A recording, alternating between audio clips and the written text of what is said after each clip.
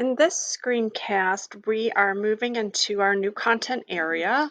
We're in content area 3. It's going to focus on early Europe, and it's going to be a big one. We're going to cover a time span from around 300 CE to 1700 CE. And this particular screencast is on our first portion of early Europe. It's titled Late Antique and Early Christian Art. And this screencast will be a little bit different because not only will I be educating on this period of art, but this also is your example screencast to help you understand kind of the criteria for your own presentations that you will be developing and presenting throughout this content area. So throughout the screencast, I may definitely make some remarks regarding your presentations, give you some advice and some guidance, as well as the information that you need to know for this era and this style of art. So let's get right into it. Late antique and early Christian art. I'm starting first by making sure that you understand geographically where this screencast is focusing on and the time periods. So for this particular period, we're only going to be focusing from around 100 to 500 CE. And what we're looking at is the Roman Empire. As a matter of fact, it's more of a transitional period with the Roman Empire. And I have a couple maps here that are important. The map here on the left kind of shows you in red all of the land that was considered part of the Roman Empire, and you can see how it completely surrounds the Mediterranean Sea. You know, we have the lower portions of Europe, the upper parts of Africa, and over here into, Eastern Europe. I've listed here some of the current day countries that kind of make up the Roman Empire. This map is focusing on around 200 CE. So I've given you some contemporary names to help you understand the area we're looking at. And then the map here on the right kind of shows a spread of Christianity, which is going to be our topic of discussion, not only for my presentation, but for multiple presentations to come almost throughout this entire content area. We will be hearing a lot about Christianity and religion and how art has played a significant role in that. What I want you to take note here is just to get your bearings, the white area here, this is that Mediterranean Sea. I feel like we can always recognize Italy because of that boot shape. That helps you understand where we're at. But this map shows that in 325, the dark blue spots is kind of showing where Christianity was being practiced, and then how quickly it grew in 600. And you can see the light blue then shows how quickly it spread and grew. So we're going to be focusing a lot on that and learning a lot about it, but it's important to understand where in the world we are talking about and where it is affected. Next, I'm going to begin with some important contextual information. And contextual information sometimes, can come at the start of your presentation, especially if it helps define all of the images in your presentation. So that's going to be left up to you. You can break contextual information down into your specific images if you so choose, but you can also kind of give kind of set up your presentation with contextual information. I think what should be driving you the most when you are organizing your presentation is understanding that we are responsible for the rest of the class really learning this material. And so I want you to make sure that you do not take any information for granted. Just because you are familiar with a term or a part of history does not mean the rest of us are. So you have to be very clear to explain every piece of information. And I think it's also important that you try to organize the information so that it makes sense as you go through it. It's difficult to present images if you're not helping your peers understand, where the images are coming from.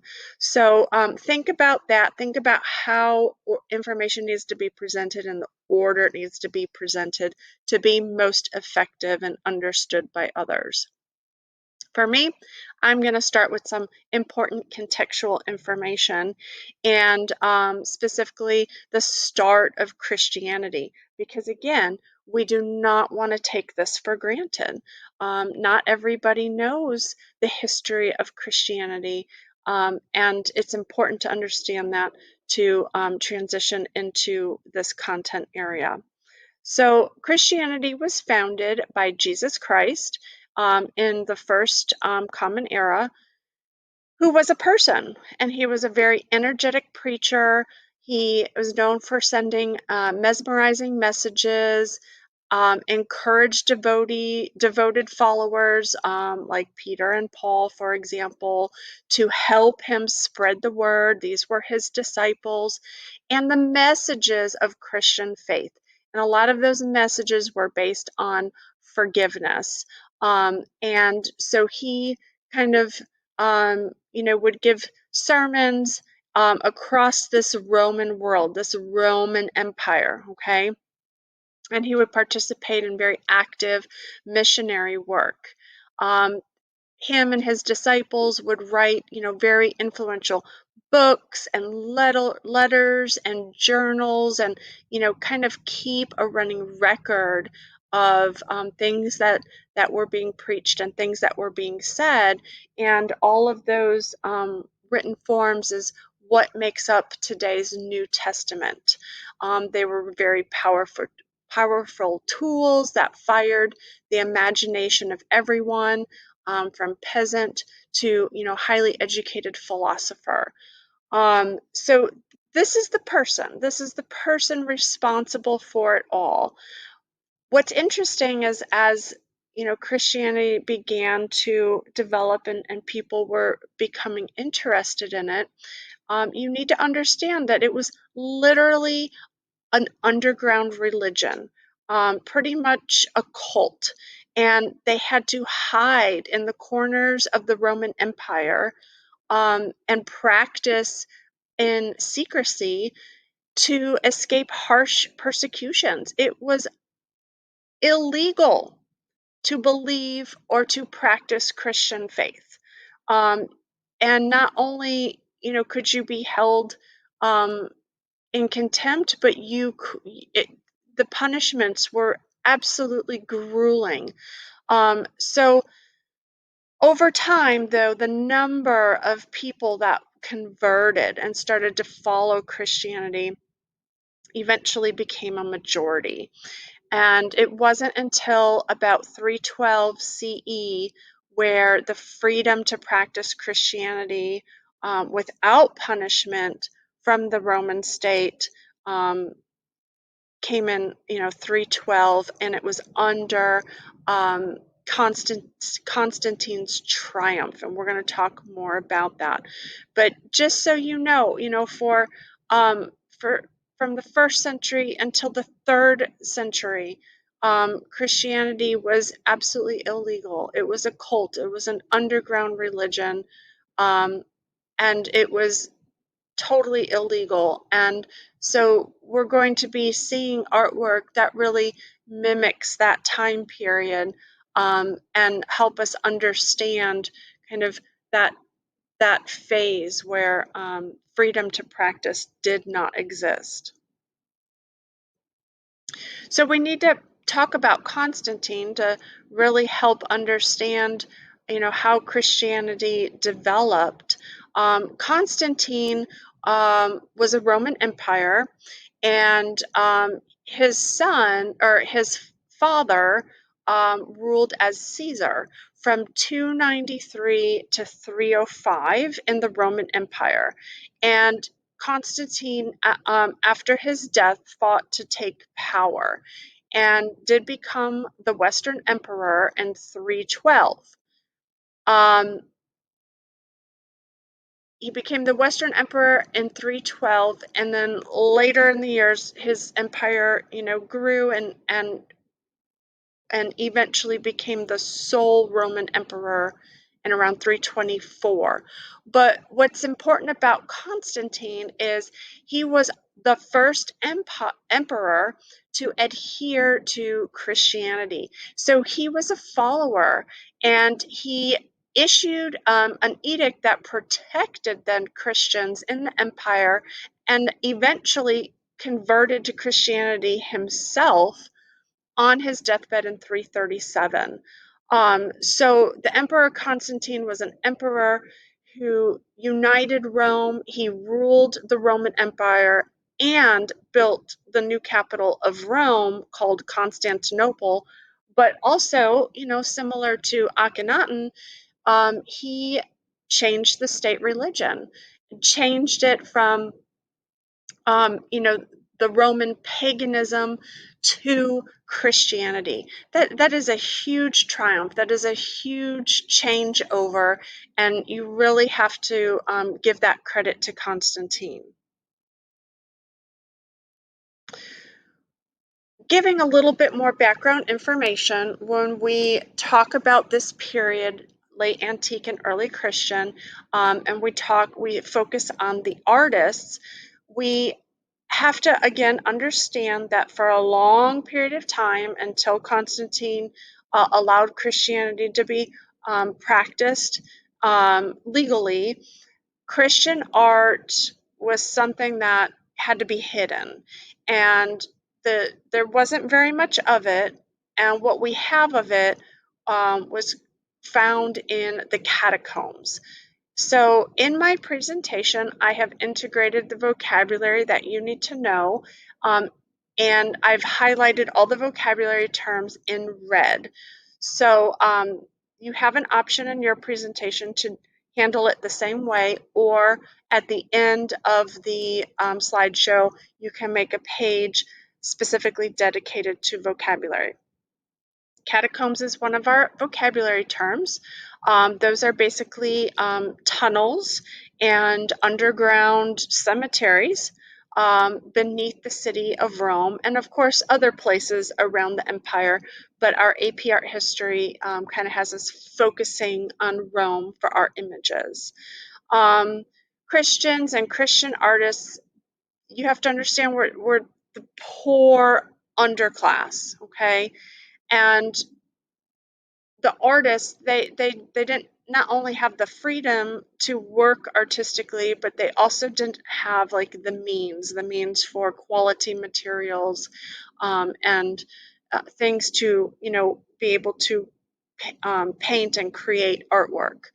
um, Artists definitely imitated Roman works, but didn't have the same, quality of materials to produce it nor publicly display it. So the work that we're going to be looking at, it looks very unrefined and unsophisticated and sketchy. But you're going to see that change, because once Christianity became legal and recognized as an official religion, Christian artists really took their place right alongside their pagan colleagues, and eventually, as you saw in that first map with the spread of Christianity, eventually, far surpassing them. And what I have here are some images to help you understand the catacombs. So these are images of these underground tunnels underground passageways below the city of Rome. And what you're seeing here are basically graves. It was very important for Christians to be buried, unlike their pagan counterparts who were cremated. Christians kind of wanted to follow the likes of, Jesus and how he was buried. They thought that that was, important to their salvation. And so this is how they buried um, Christians. And just like anything else, you kind of have, status symbols, even in the catacombs. Oftentimes, these little niches that you see in the rock walls, were just bodies were placed in there. But then you would have some larger niches that, or maybe some areas that were for an entire family. And if you were a little bit more upper class or middle class, then you were able to have a larger space, and then actually also maybe have a sarcophagus where your body was put into. So these are pretty much just um, underground graveyards. I do have posted here that when I post my slideshow, you can take a look at. It is like a 3-minute video that is a little bit of a tour through some catacombs, and shows you some video and some imagery instead of just some still pictures.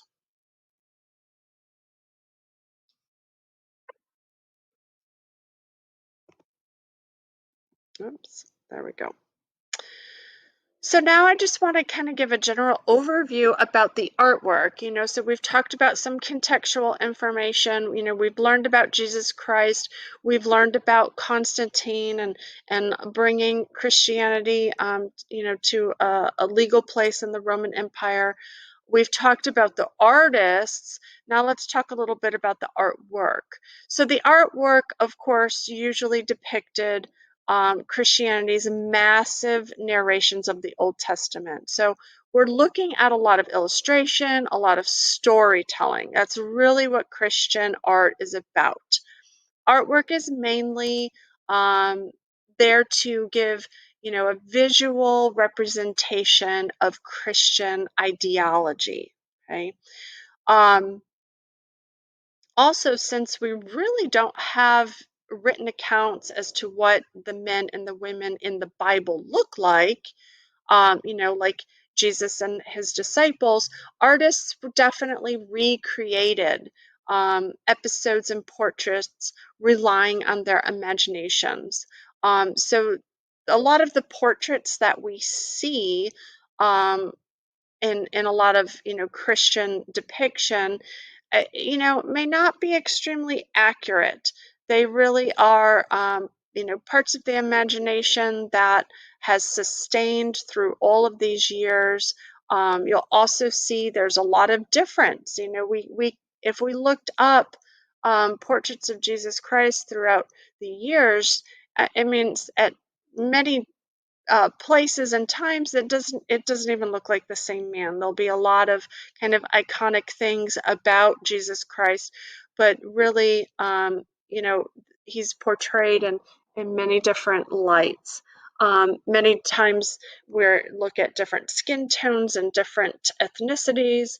We also see him portrayed in different periods of his life, as a young Jesus Christ, as an older Jesus Christ. But that's because they really were relying on their imagination when talking about people from the Bible. Um, there was a huge shift with everything once Christianity became legal. And that was also, that was true for many things, but also how Jesus was being depicted. And first, before Christianity was legal, he was mostly portrayed as being, the humble, kind of good shepherd, carpenter, and, kind of the younger Jesus looked more, kind of like an everyday person, had more kind of, human characteristics.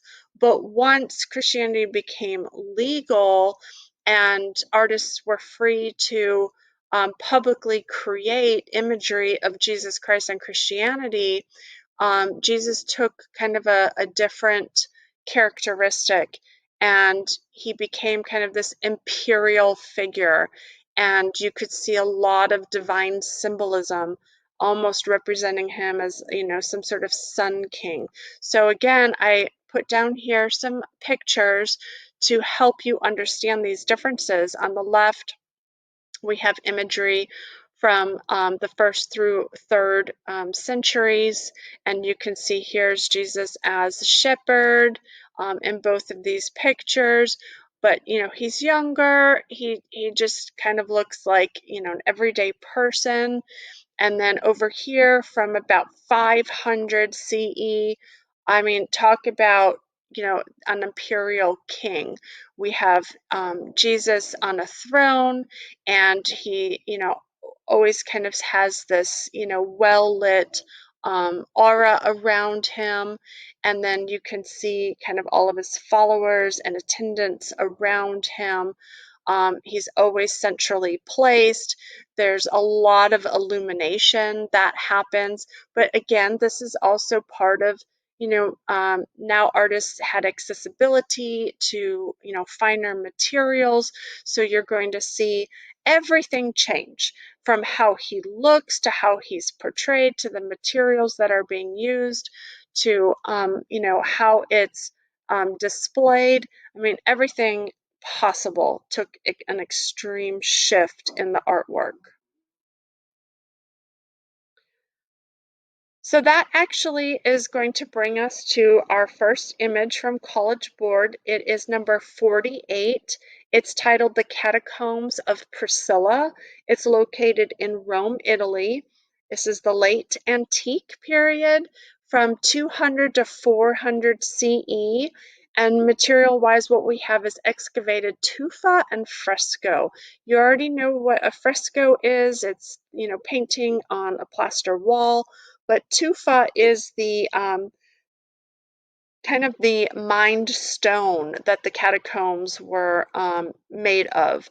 These underground passageways and tunnels was this tufa stone, which is kind of like a lava rock. It's very soft and porous, which allowed for digging and excavating. Okay, within this image number 48, we do have 3 images. So you have the Greek chapel, you have the image called Orant fresco, and then you have the image called the Good Shepherd fresco.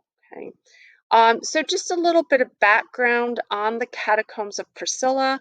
The title of the Catacombs of Priscilla gets its name from the matron Priscilla. So she was a descendant of the family Acilia Glabriona, and this family was the family that was either the founder of this particular catacomb or more likely the donor of the ground. This is the family that um, the catacomb was underneath their house, and so they probably had it commissioned and were the founder of it and the donor of that underground. The catacombs itself is actually 2 floors plus an intermediate level, but a total length of the catacombs was about 7.5 miles. Within these catacombs, specifically the catacombs of Priscilla, you had many, many martyrs that were buried in the catacomb. So a lot of people that, were died for Christianity, who were, murdered and killed for, being a practicing Christian, They were buried in these catacombs. We also have a lot of popes as well buried in these catacombs. The first bishop of Rome to be called pope is actually in the Priscilla catacomb, and then there's 6 others. And then also you have your Priscilla family that is buried here, and then also other practicing Christians that maybe of lower class buried underneath here as well. This is the villa of Priscilla. So this is the actual home that the catacomb of Priscilla is below, and this image down here, this is the doorway or the entrance to the catacombs from the villa.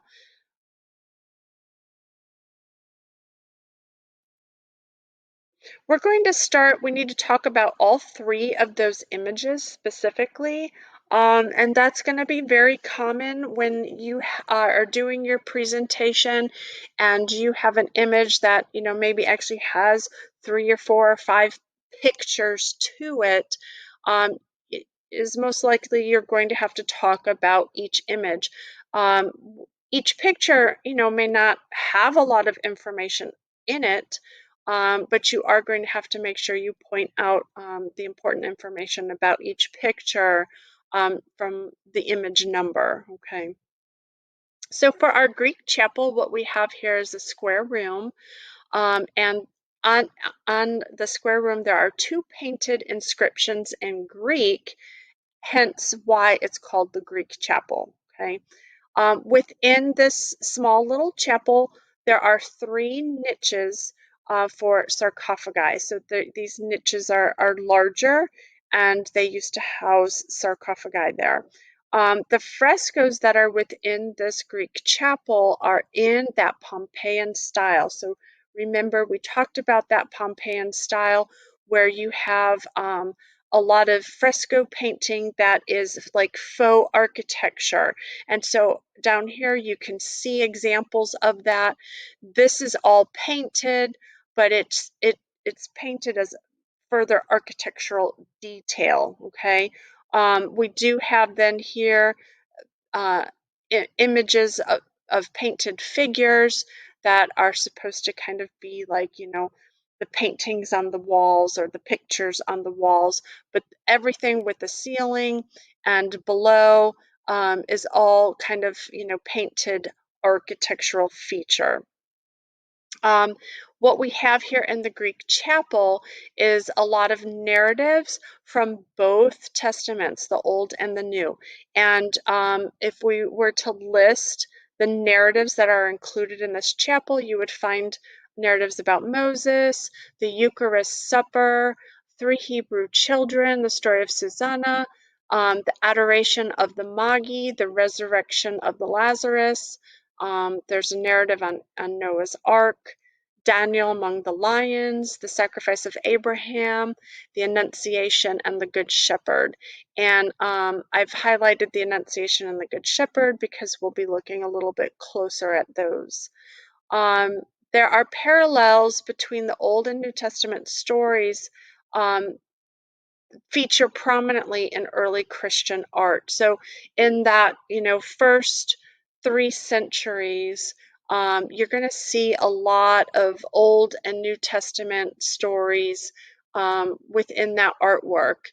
That begins to shift and change once Christianity becomes widely practiced, but you'll see that blending quite a bit in early Christian art and early antique art.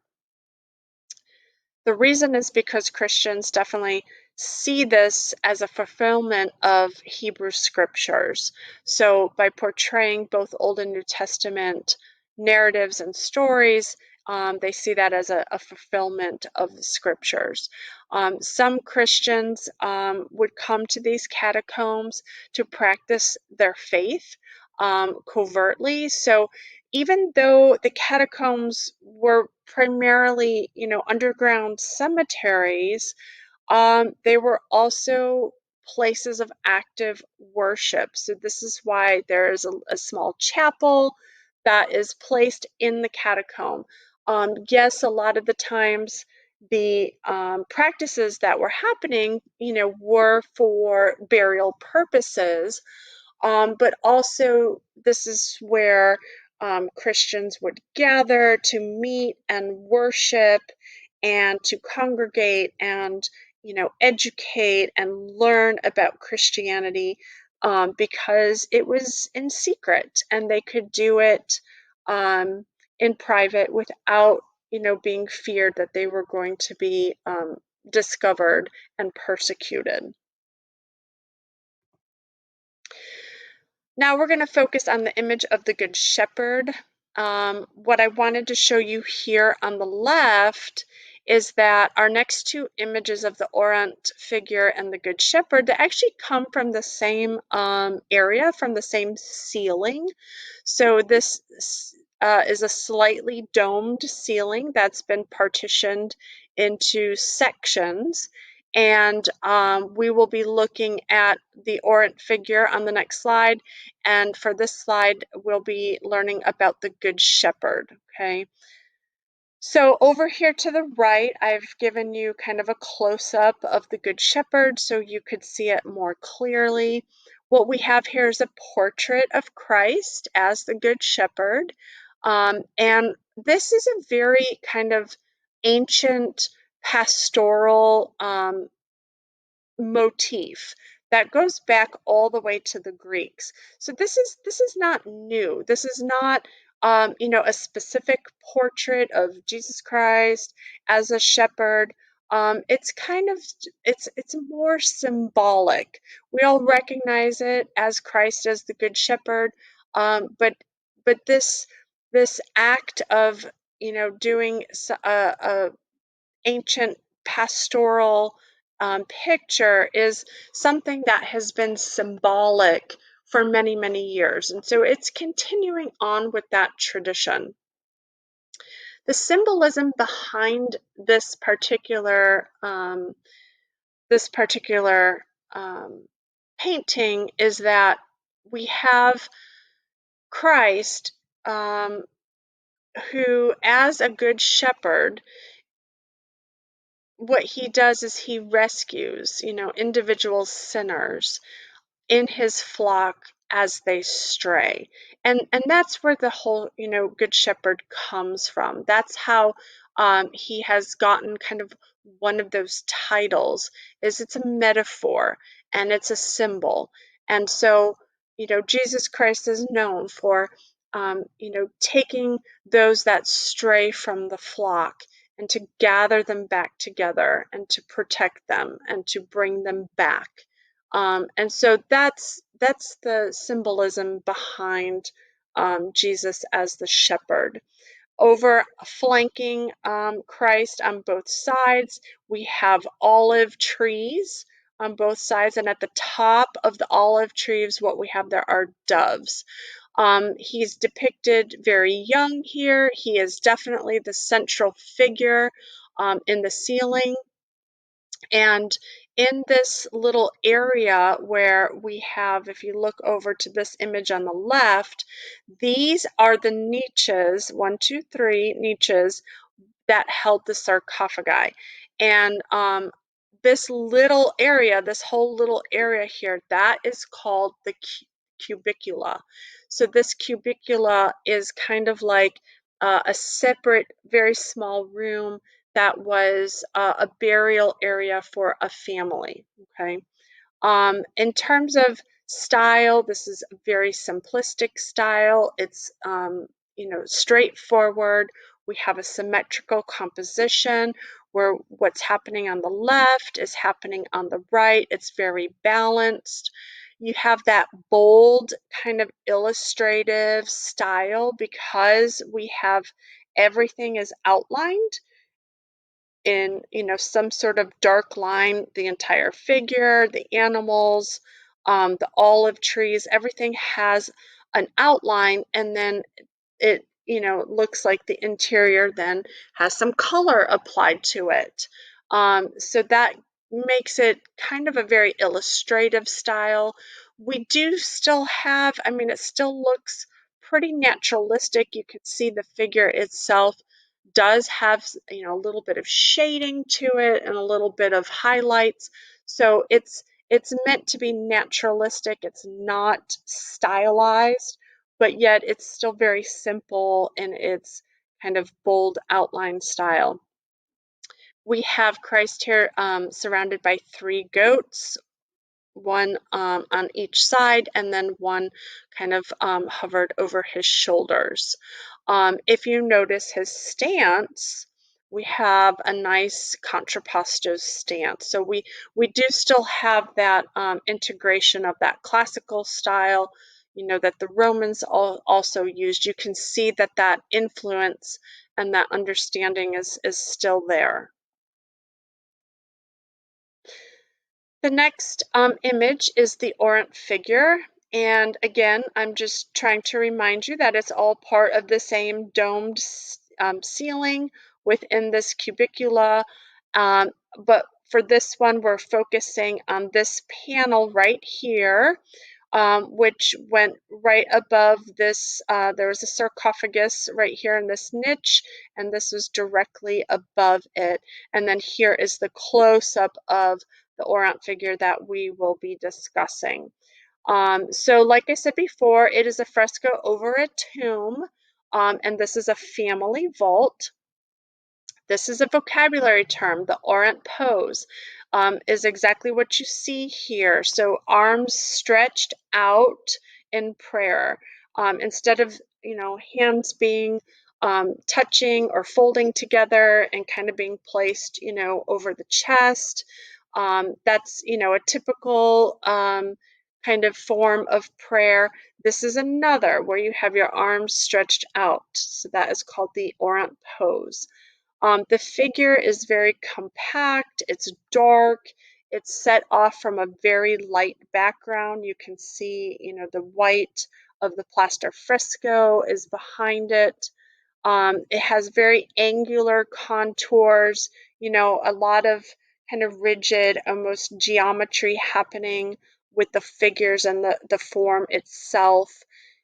We do have some value, especially within the face. You can see some lovely shadows happening, but overall, we have mostly kind of solid, flat color. We also do have some evidence of bold outline as well. So, overall, it's pretty flat, though you can see some areas that have a little bit more detail and a little bit more shading. It's very sketchy and painterly, but again, we need to remember why. It's not because we're looking at unskilled artists, we're looking at, conditions. So we have conditions of not being able to have the freedom to, publicly display Christian art. So that means we are literally down in, underground tunnels. And if, we're thinking back to the first, second, third century, there's no lighting, there's no electricity. So they're literally working with flame and oil lamps to give them, a sense of some lighting down there. So we're working with poor lighting, and we've already mentioned that, we're working with unrefined materials, inexpensive materials. So when you put all of those, situations together, we have, of course, a very kind of rough looking artwork. We have a gesture here that's, very emphatic, a humble presence. We have nothing here that, represents godliness or divineness, that we're really looking throughout the entire catacomb. We're really looking at imagery of kind of your everyday, regular people.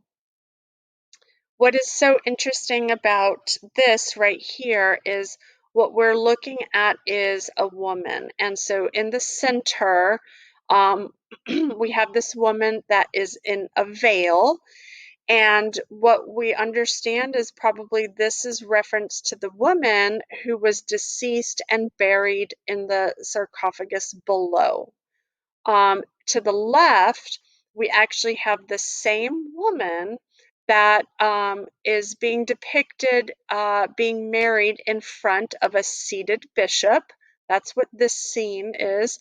And on the right, we have the same woman who is nursing her baby and sitting in a stool. And the stool was actually a stool that was used for childbirth, okay? So when you take all of this scenery and you put it together, what we have here is, kind of like um, a portrayal of, a Christian woman's life, and that, we have, the married woman, the woman as wife, we have the woman as mother, and then in the center we have the woman that is actually meant to show her in form of resurrection, that this image of her is supposed to be of her in the afterlife. Okay. So overall, it's kind of scenes of a Christian woman's life. And, we also have her eyes looking upward to heaven, which also, reveals that this is her and it's referring to her salvation. So it's important that we always take a moment to compare and contrast when we learn about a new piece of artwork. We want to be able to, find ways to connect with previous artworks, and you'll be doing the same things in your presentations. Now, I want to help you understand that you don't need to compare and contrast every single picture. So within my image number 48, I had 3 pictures. Well, I'm going to go ahead and compare and contrast 2 of them. So it is okay. You don't have to compare and contrast every single picture within that image set. I chose to compare and contrast the Good Shepherd and the Orant pose. The Good Shepherd immediately, I can't get away from thinking about the frescoes in the tomb of the Triclinium, which was an Etruscan fresco. To me, it's so stylized similarly that I couldn't stop thinking about it. So what I've done here is given you my similarities and then my differences. So stylistically, regarding the figures, we have that heavy outline, you kind of have that like illustrative style. We have naturalistic faces and figures with some modeling and shading, but overall it still feels kind of flat. There's a lot of attention to line and linear definition of details within clothing and folds and fabrics and patterns and textures. That's all defined by line. And then I felt that the color palette was very similar as well, soft, earthy tones.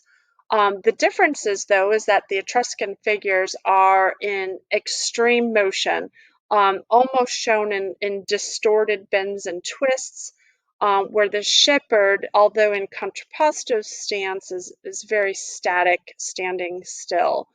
The subject matter also differs from generic people, that are showing celebration, to an actual portrait of Christ as the shepherd.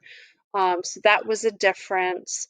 The other difference is that, even though they're similarly both parts of these frescoes are both part of tombs, we have the Etruscan frescoes is all about celebrating and you know honoring the dead by celebrating and sending off the dead, and having a 3-day festival about it where we eat, drink, and be merry, and we play music and we participate in song and dance, to the Good Shepherd and the Catacombs of Priscilla, where it's a totally different tone. It's all about, educating of Christianity and defining devotion and working hard to ensure salvation.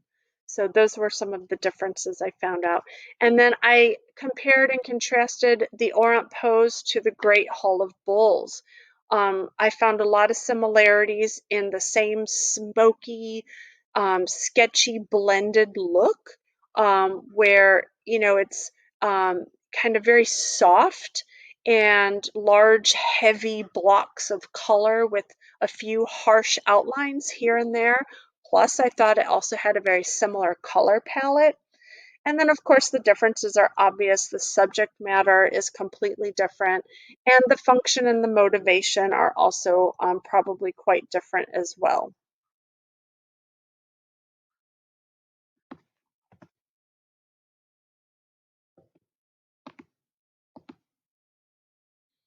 Okay, now we're going to be shifting a little bit to talk about architecture and how architecture looked in this early Christian period. So I'm going to start off with some contextual information about late antique and early Christian architecture. Early Christian art has a love-hate relationship with its Roman predecessors because even though they were extremely merciless to Christians, you got to understand it was also the only world that they knew. It was everything around them. And so, what we see with early Christian art is an adaptation of Roman elements. And we already saw that a little bit in our Catacombs of Priscilla, especially with the Good Shepherd, when we looked at that contrapposto stance, and just also comparing and contrasting the frescoes of the catacombs to the frescoes in the triclinium with the Etruscans. And remember, the Etruscans were an early civilization, of the Romans. And so we're of course going to see a lot of those qualities, but you're really going to see it in architecture. And what's going to be different is the Roman qualities that you see in early Christian architecture takes a different expression and takes a different purpose. And what I love about it is they take the Christians take some of the wonderful, um, you know, elements of Roman architecture, but then they repurpose them and they kind of almost, refurbish them to become something new. And I say that basically, there's two sides to the coin on this, because even though they're taking this Roman and pagan influence and repurposing it and integrating it that way, there's also a very snarkiness to it, because what they're also doing is creating dominance over these, pagan symbols and these kind of old pagan ways. And they're, kind of taking from the Romans and saying, now here we are as Christians, and this represents us taking over. And so it's like a double-sided coin. Like I said, it's holding on to some of those, Roman beauties and those Roman elements, but it's at the same time saying, confirming that, we have taken over, and these Roman elements, these pagan elements will now, become Christian. So it's very interesting to see how they've kind of transformed a lot of pagan and Roman architecture to meet new Christian practices. And that's really what we're going to focus on here.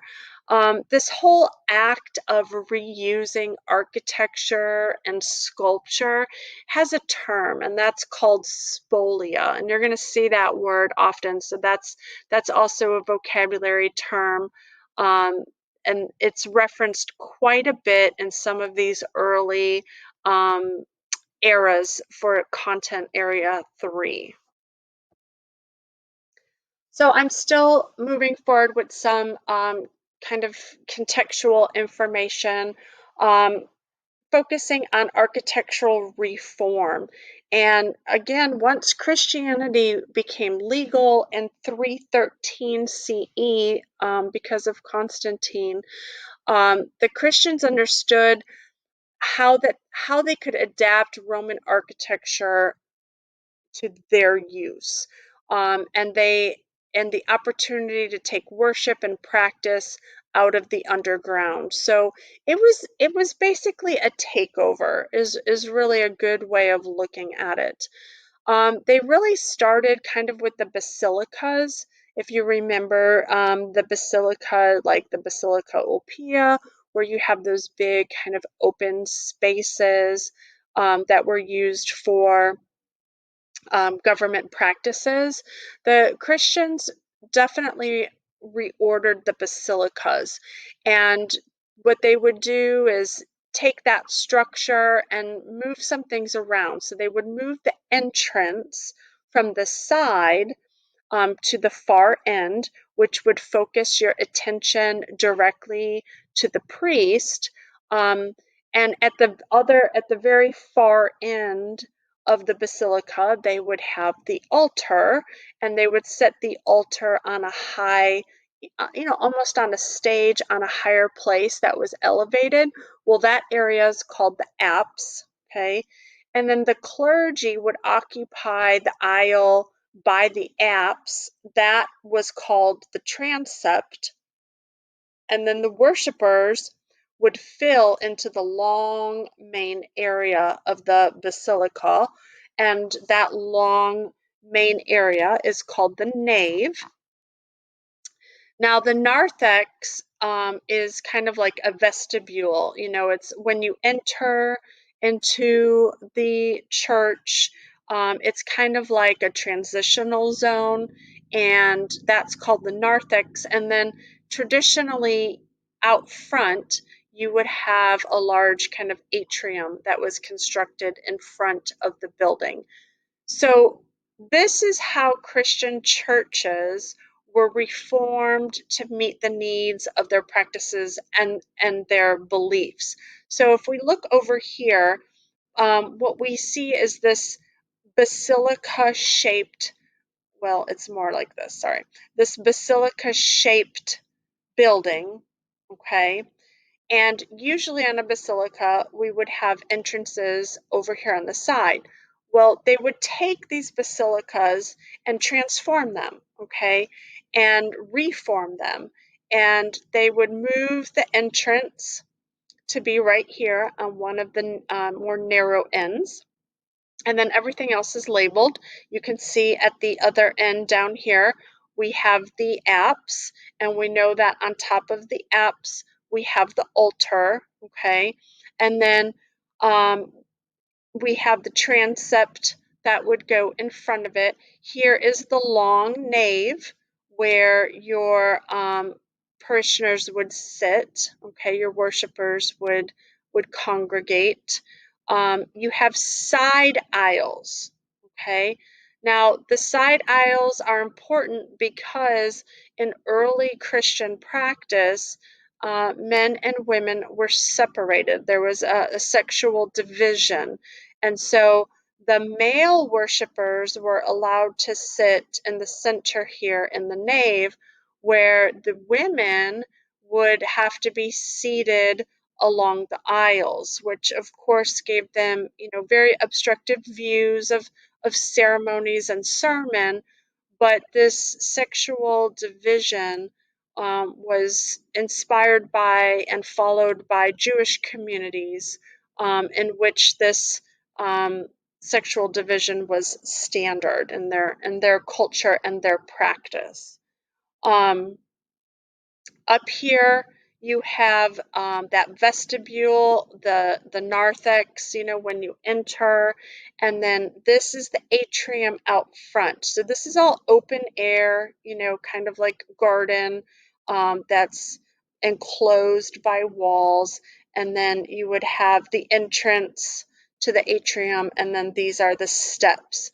So again, a lot of times, it would be a basilica that was then taken over and turned into a Christian church. Okay, that's how a lot of Christian churches got started. They would reform a Roman building. Now, there were two types of floor plans in the early Christian architecture, the axial plan and the central plan. Each of them descended from Roman architecture, but again, it was then repurposed to fit the function of, Christian practices. So we just looked at an axial plan on the previous slide. So here's that axial plan again. They were definitely more common and utilized that long nave and apse layout.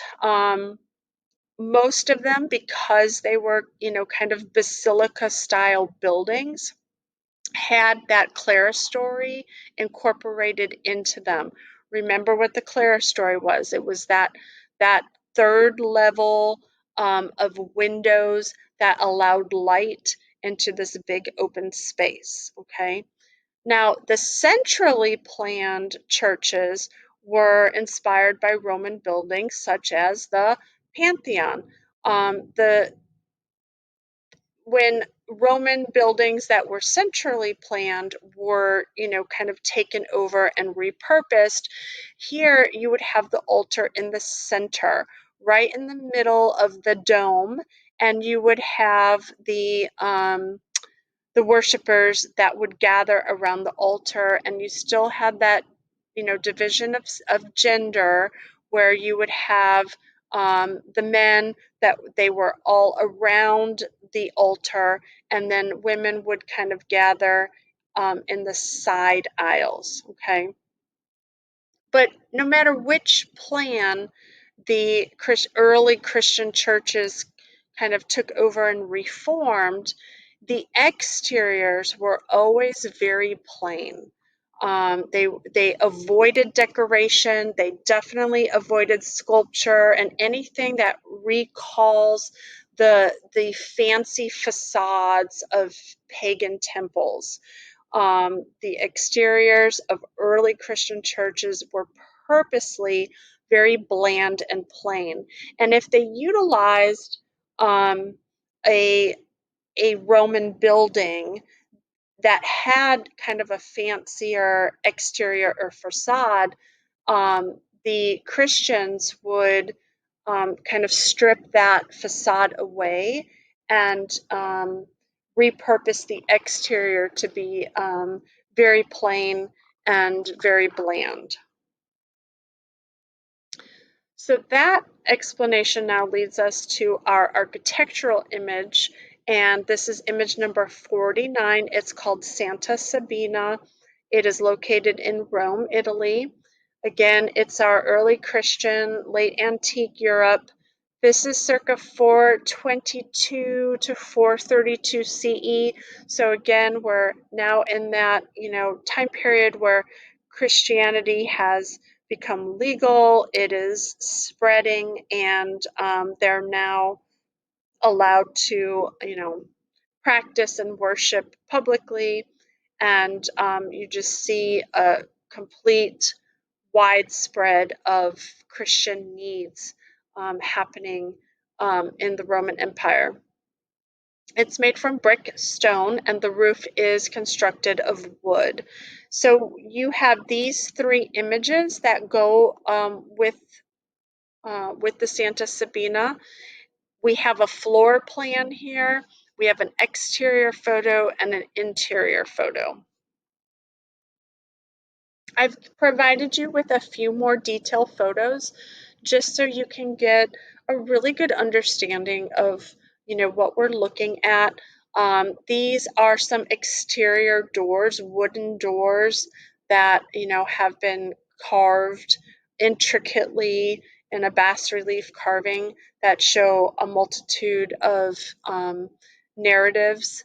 And this is an image of the ceiling. Now, it is a flat ceiling, but even though it's a flat ceiling, it is coffered ceiling. If you remember coffered ceiling from the Pantheon, where it's those deep set um, squares within the ceiling, that was actually dimensional and part of the architecture. It wasn't just, fresco painted and decorated. Same here. This is architecturally coffered. I wanted you to see the beautiful fresco above the altar in this kind of half dome. So this is the long nave, and at the end of the nave, up here um, on this elevated area, we have, our altar. This is the apse. And then here you have the aisles on the sides, okay? I did want you to see some of that fresco painting up here above the columns.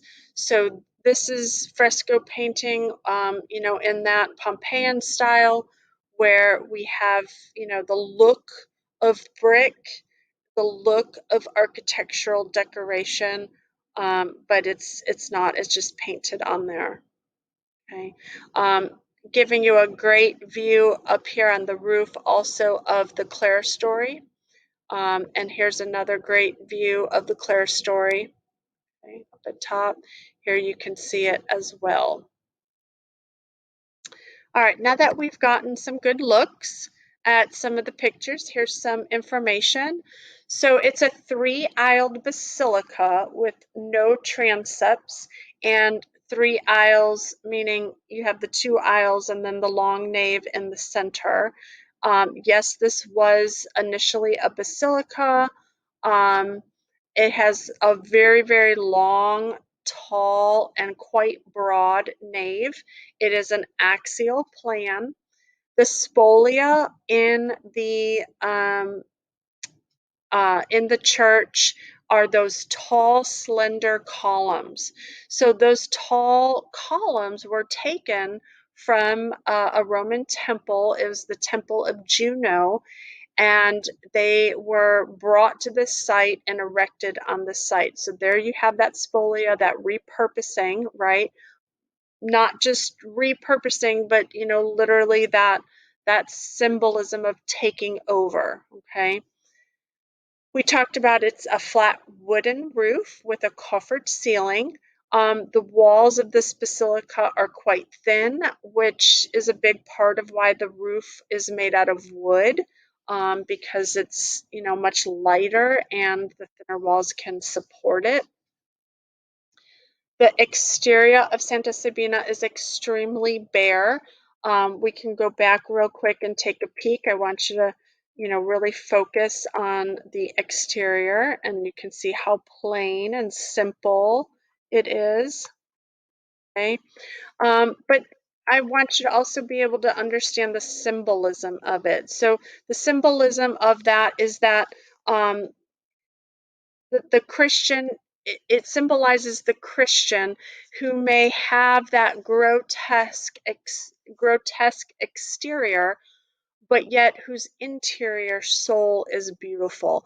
These very early Christian places of worship, these Christian churches, really wanted to send that message that you have simplicity on the outside, but the inside is very beautiful. And that was kind of the message that was being sent in the architectural repurposing of these buildings. The building was originally designed and built by Peter of Ul- Ulria, but remember, it was originally constructed as a classical Roman basilica, which was an administrative building, and then later converted into an early Christian church. It's named after Saint Sabina, who at this site, which is kind of atop a hill, Saint Sabina was a martyr. Saint Sabina was stoned to death for practicing Christianity during Roman pagan days. You will see a lot of that in early Christian art.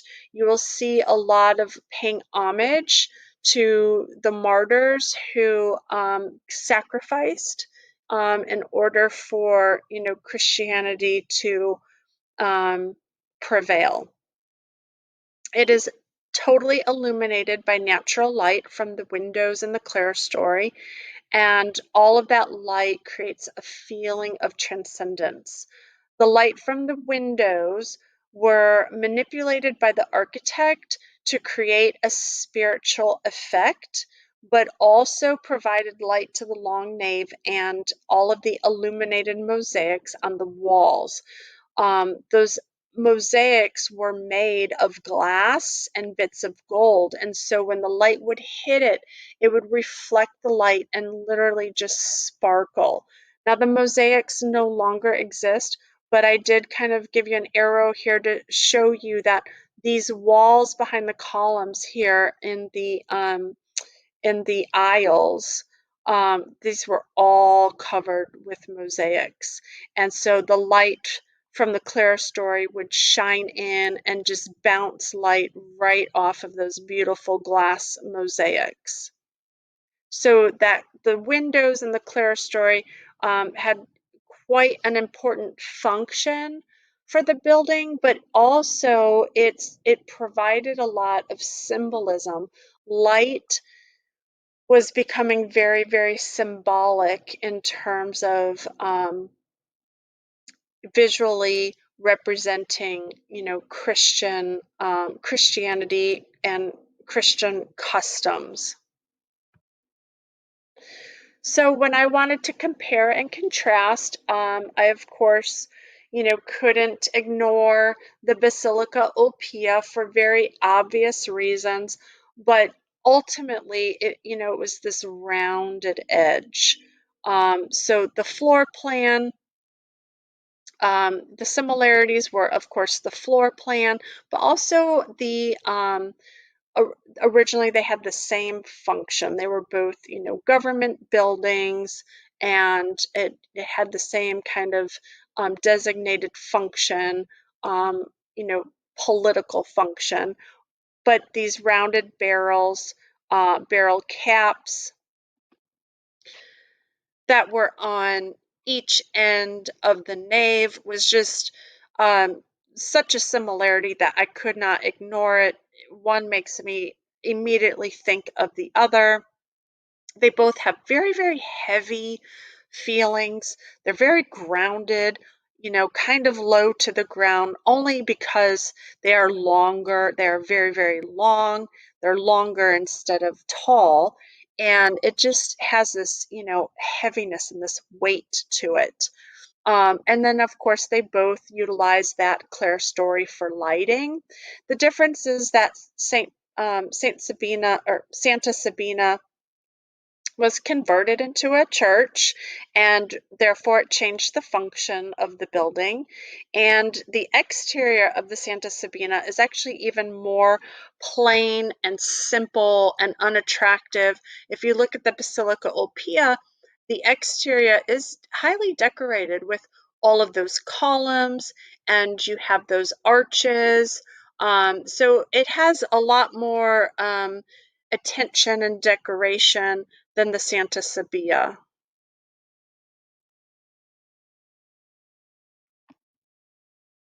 So this is my summary as I round up my presentation here.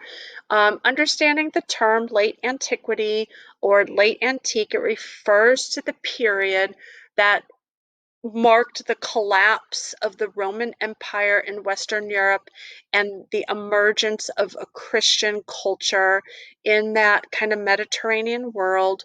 Roughly speaking, it spans about the third, fourth, and fifth centuries. But for the first 300 years of existence, Christianity was an underground religion. Christian art was illegal and hidden and therefore not in abundance at all. So I want you to think of this period as marking a transitional period for Christian art. Once free to worship, around 300 CE, Christians made the Roman and Jewish past their own by borrowing from them. They would borrow Roman imperial art and interpret the Old Testament as the prefiguration of the coming of Jesus. We would have classical techniques such as frescoes and mosaics. They definitely flourished under Christian patronage, as did Roman compositions, Roman floor plans, axial and central plans.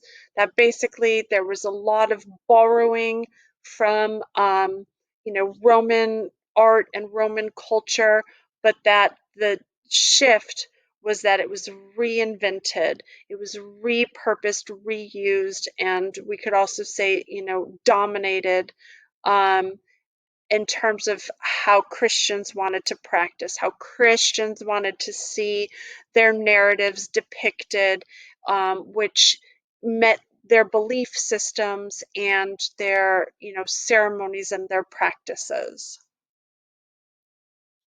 This is my pages.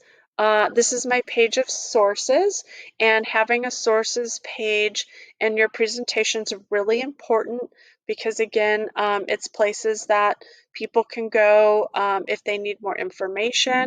But it's also allowing us to make sure that you did some well-rounded research and didn't just get all of your information from one source, because that's usually not enough. It's usually just kind of one theory and one explanation. And that's it. That ends our presentation. Our first introduction to our third content area of early Europe. And hopefully this helped you understand the format of our presentations. You know that I go a lot deeper probably than you need to, but at the same time, I really need to stress the importance that it is your mission to help all of your peers thoroughly understand this content. And the other thing that is important to know that when you are presenting your your topic, you do not have to produce graphic notes for your own topic, okay? You are excused for that amount of graphic notes. It's important, I think, that you go ahead and glue your images in the book just so you have them in there as a reference, but you do not need to take graphic notes on your own presentation topic. Hopefully this helped, and best of luck to you. I've got faith in you.